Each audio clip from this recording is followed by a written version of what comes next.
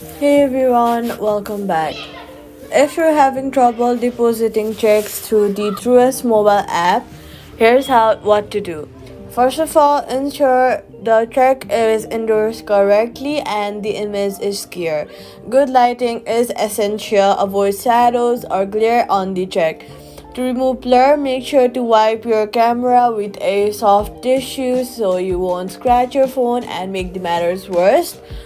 Then open the app, then select deposit check and follow the on-screen prompts. Make sure your app is updated. Head over to your app store, search for Truist mobile app, then make sure the app is updated to the latest version.